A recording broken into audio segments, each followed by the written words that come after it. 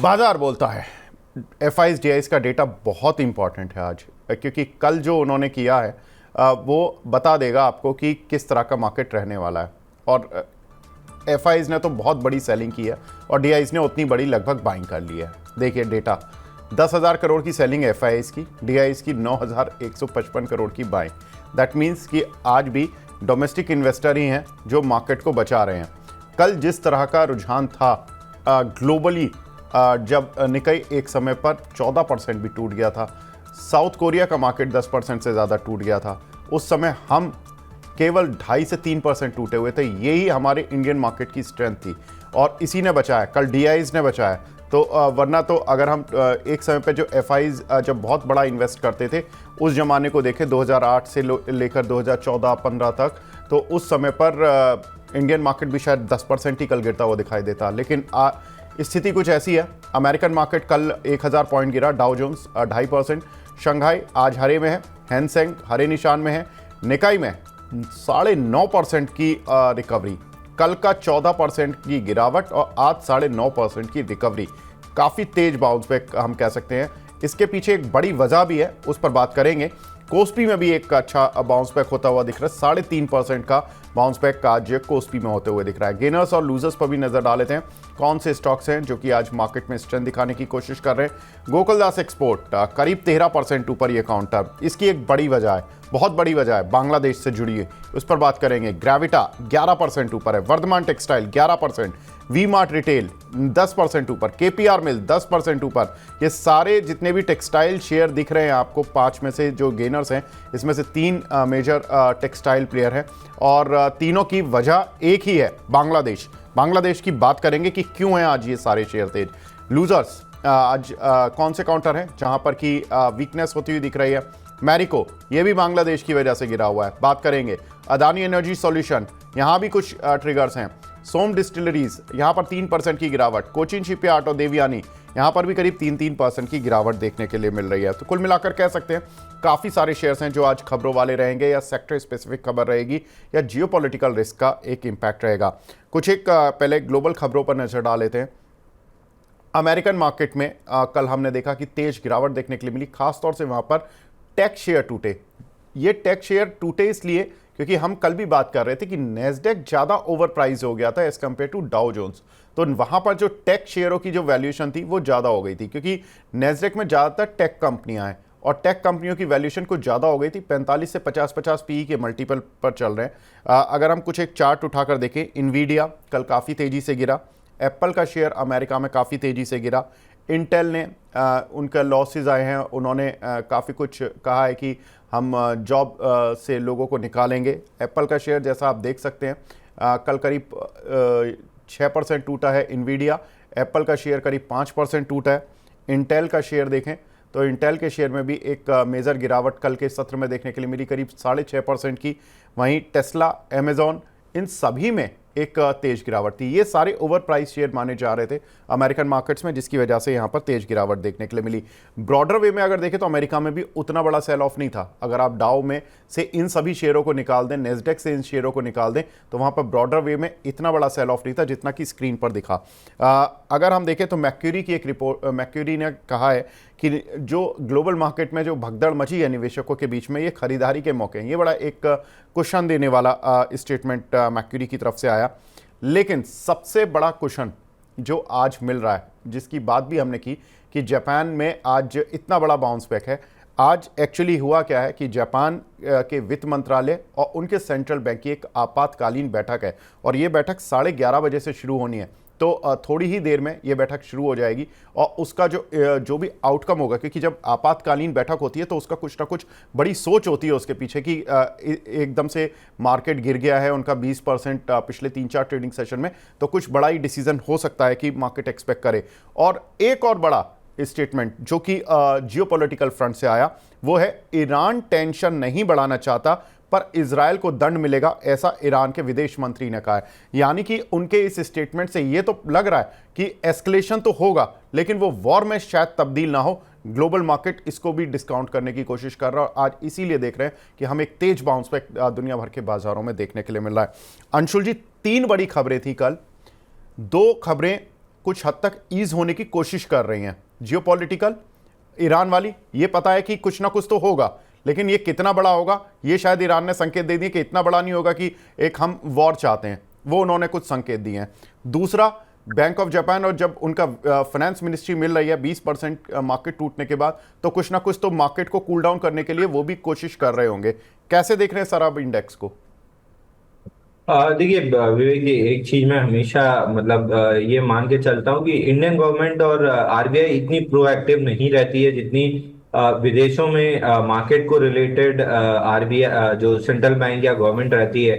वहां पे फटाफट अगर उनकी वजह से मार्केट में किसी तरह की गिरावट आती है तो वो फटाफट उसको करेक्ट करने की भी कोशिश करते हैं, और अगर ये जो इंटरेस्ट रेट बढ़ाया है उसको वापस रोल बैक कर देते हैं तो जो ये पूरा लफड़ा स्टार्ट हुआ यन कैरी ट्रेड वाला, ये वापस से मतलब ईज ऑफ हो जाएगा, नलीफाई हो जाएगा और मार्केट वापस से अपने नॉर्मल कोर्स ऑफ एक्शन में आ जाएंगे। अब 0% पे वापस पैसा मिलेगा तो ग्लोबल मार्केट में इन्वेस्ट होने के लिए आएगा ही, और ये गिरावट उनके लिए एक बहुत अच्छा फायदे का सौदा हो जाएगा, क्योंकि हम बात भी कर रहे थे कि मार्केट बहुत ज्यादा ओवर हीटेड है, यहाँ से नीचे आना चाहिए। अब एफआईआई का अगर डेटा में देखूं, 5.5 लाख कॉन्ट्रैक्ट, 5 लाख पे हम एक्सट्रीम ओवरबॉट मानते हैं, 5.5 लाख कॉन्ट्रैक्ट पे लगभग 15-16 दिन ये कॉन्ट्रैक्ट खड़े रहे और निफ्टी ने 25,000 का हाई बनाया। वहां से अब कॉन्ट्रैक्ट नीचे 40,000 कॉन्ट्रैक्ट लॉन्ग रह गए, यानी हम ओवरबॉट जोन के आसपास हैं।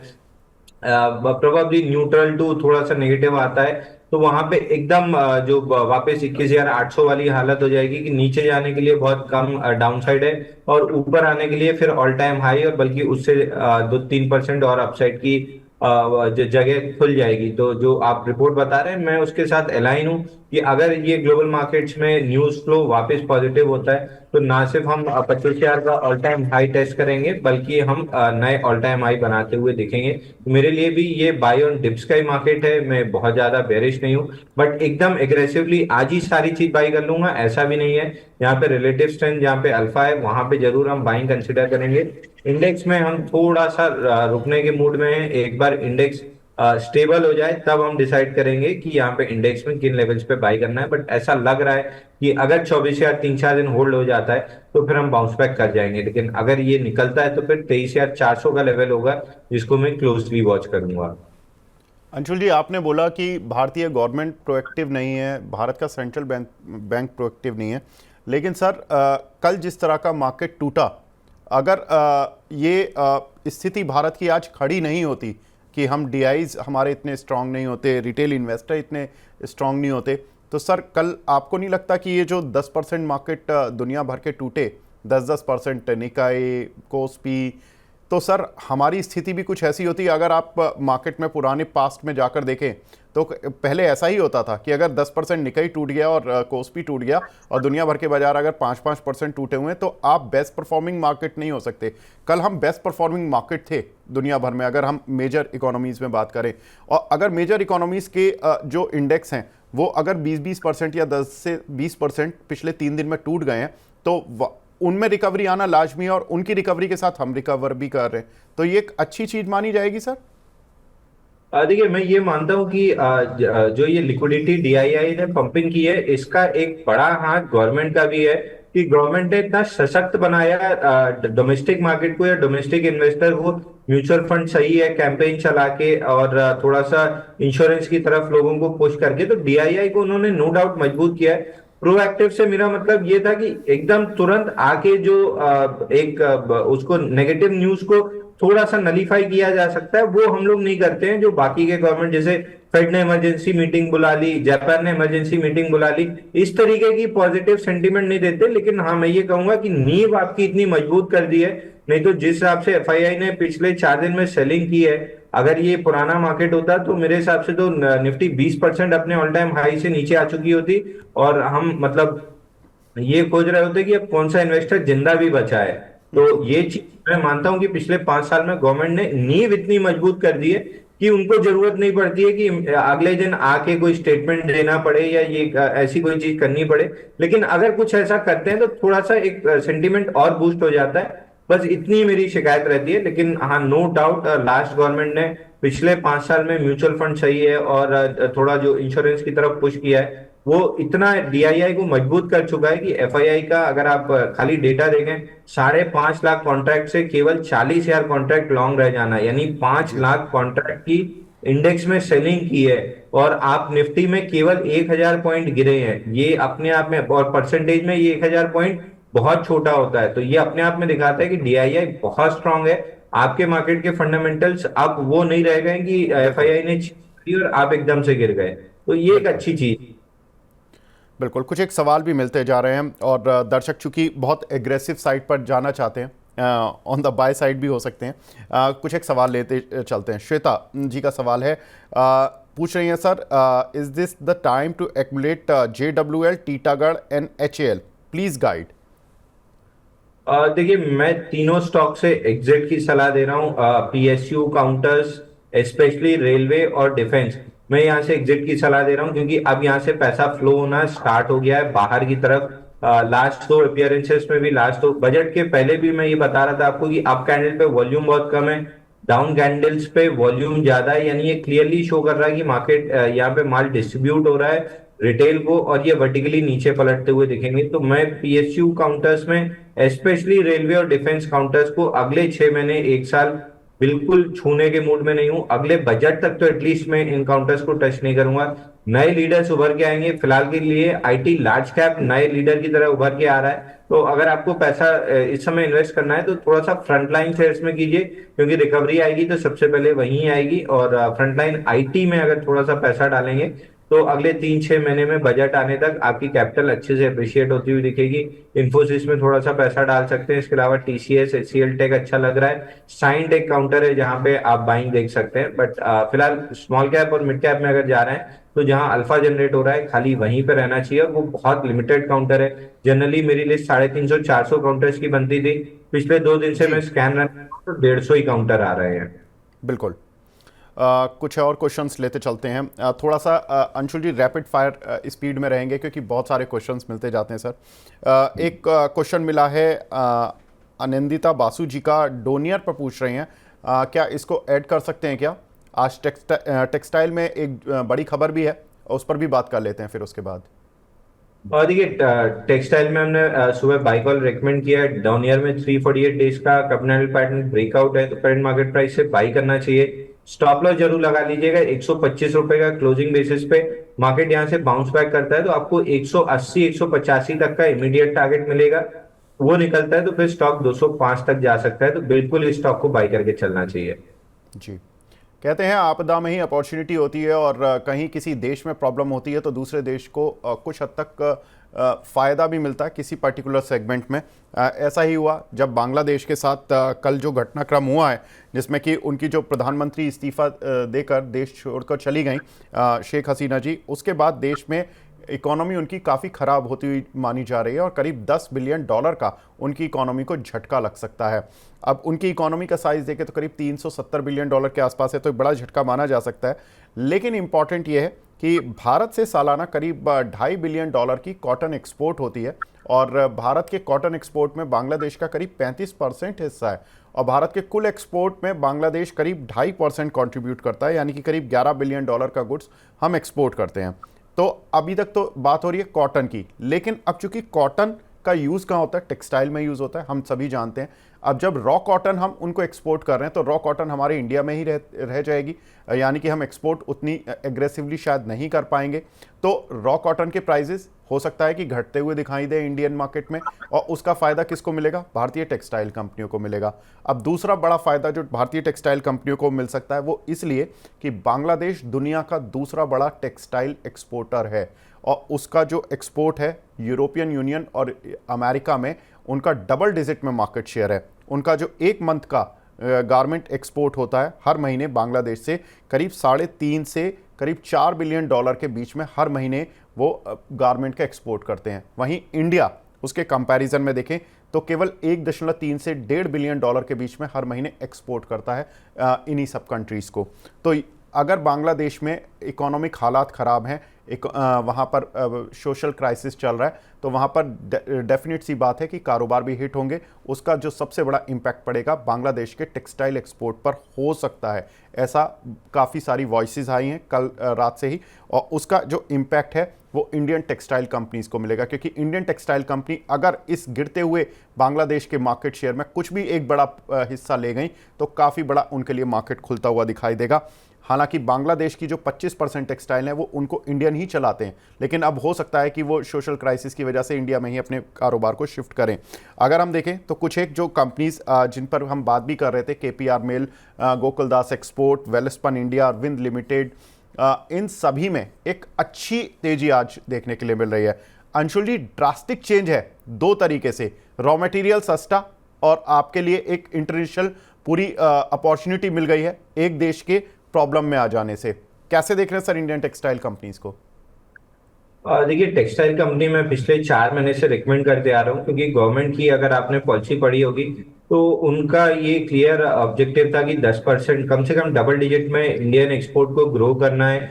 और ये एक अपॉर्चुनिटी ऐसी मिल गई जहाँ पे आपको मतलब आप पहले से ही उस चीज के लिए प्रिपेयर थे और ये एक अपॉर्चुनिटी मिल गई है। आप रॉ कॉटन एक्सपोर्ट करते थे और आप फिनिश गुड एक्सपोर्ट करने लगोगे, बस यही अंतर आ जाएगा कि रॉ कॉटन वहां जाता था, फिनिश गुड बांग्लादेश से जाता था। अब कॉटन भी यहीं रह जाएगा और फिनिश गुड हम यहाँ से एक्सपोर्ट करेंगे। तो ये बहुत अच्छी तेजी दिख रही है और पीयूष गोयल के रहते हुए मैं मान के चल रहा हूँ कि टेक्सटाइल इंडस्ट्री डबल डिजिट में ग्रोथ करेगी। इसलिए आप गोकुलदास एक्सपोर्ट का चार्ट भी देखेंगे तो 190 दिन का कप कैंडल पैटर्न ब्रेकआउट आया है। स्टैंडर्ड डिस्क्लेमर दे दूं कि सुबह हमने अपने क्लाइंट्स को बाई रिकमेंड भी किया है, लगभग इसी प्राइस पे रिकमेंड किया है। तो आपके दर्शक भी चाहें तो गोकुलदास एक्सपोर्ट बाई कर सकते हैं। डॉनियर में भी बहुत अच्छा पैटर्न ब्रेकआउट आया है, गोकुलदास एक्सपोर्ट में भी है, एक डीसीएम में भी है। तो ये 3 काउंटर्स हैं जहां पे बाइंग की जा सकती है। बिल्कुल, डीसीएम, गोकुलदास एक्सपोर्ट और डोनियर, ये 3 काउंटर अंशुल जी ने बताए हैं जो कि उनकी टेक्सटाइल की रडार पर हैं और इन काउंटर्स में आप खरीदारी कर सकते हैं। एक दर्शक भी हमारे साथ जुड़े हैं, शशि यादव जी हैं झारखंड से। Yadav ji, good morning sir, पूछिए अपना सवाल। सर नमस्कार। नमस्कार सर। सर मेरे पास मद्रास फर्टिलाइजर के 1800 शेयर है, मेरी बाइंग पर आ जाए 120। सर मैं तो इसको होल्ड कर सकता हूँ, क्या मेरा भाव आ सकता है या प्रॉफिट में जा सकता है? जब तक अंशुल सर बोलेंगे मैं होल्ड करूंगा सर। बिल्कुल, फर्टिलाइजर सेक्टर के लिए अंशुल जी खबर तो अच्छी चल रही है कि मॉनसून अभी तक सरप्लस में ही औसत से बेटर चल रहा है, 7 या 8% तक ज़्यादा चल रहा है। फर्टिलाइजर कंपनियों में मौके हैं सर, निकल पाएंगे इनका ये रेट? देखिए, फर्टिलाइजर कंपनी में बजट के बाद ब्रेकआउट आए थे, लेकिन ब्रेकआउट सस्टेन नहीं हुए। ओवरऑल मार्केट में सेलिंग की वजह से नीचे आया है। आई वुड सजेस्ट कि आप ना सिर्फ होल्ड कीजिए, बल्कि अगर ये डाउन साइड में कहीं भी आपको 98 से 103 रुपए के बीच में मिल जाता है तो आपको एवरेज करके रखना चाहिए, क्योंकि बड़े स्ट्रक्चर का डेवलपमेंट है वीकली चार्ट पे। इवेंचुअली जब ये स्टॉक 120 130 के ऊपर ब्रेकआउट देगा तो 170 175 तक के टारगेट मिलेंगे। तो समय अवधि 6 महीने से 1 साल के बीच में रखिए और कोशिश कीजिए कि 100 के पास एवरेज करें। ऊपर में 130 पहला टारगेट रहेगा, 130 निकलने के बाद 170 रुपए का अगला टारगेट दिखेगा। बिल्कुल। कुछ एक जो YouTube से हमें सवाल मिल रहे हैं उसमें देवांश पांडे जी का सवाल है, sir I am a very long term investor, most position low price पर बाय हैं, क्या फुल प्रॉफिट बुक करना चाहिए? Very long term view. देखिए, अगर आप लॉन्ग टर्म इन्वेस्टर हैं तो ये शॉर्ट टर्म की करेक्शन से आपको घबराना नहीं चाहिए। लगभग सिमिलर सवाल इलेक्शन के टाइम पे मेरे पास आया था कि बाजार एकदम से गिरा है, क्या प्रॉफिट बुक कर लें। कल हमारे एक इन्वेस्टर ने यही गलती की थी, 25 लाख का पूरा पोर्टफोलियो बेच दिया। आज सुबह देख रहे हैं तो अगर होल्ड करते तो वहां पे M2M लॉसेस 2 लाख रुपए के दिख रहे हैं। तो लॉन्ग टर्म इन्वेस्टर को ये सब शॉर्ट टर्म मार्केट करेक्शन में कुछ भी करने की जरूरत नहीं होती। आराम से बैठिए, अगर आपके पास लॉन्ग टर्म के स्टॉक्स पड़े हैं और क्वालिटी अगर उनकी अच्छी है तो आराम से होल्ड करके रखिए। बाजार में ये सब शॉर्ट टर्म डाउनसाइड मोमेंटम है, वापस से बेस बनेगा और नई तेजी बनेगी। मैं खुद लॉन्ग टर्म इन्वेस्टमेंट के लिए डाउनसाइड में कैश रखे हूँ, जहाँ पे हम लोग लार्ज कैप और select mid cap counters recommend करना स्टार्ट करेंगे अपने क्लाइंट्स को। बिल्कुल। अंशुल जी, हम बांग्लादेश की बात कर रहे थे। बांग्लादेश में ना सिर्फ टेक्सटाइल कंपनीज पर ही एक इम्पैक्ट आ रहा है, इनफैक्ट कुछ एक एफएमसीजी कंपनीज पर भी इम्पैक्ट है।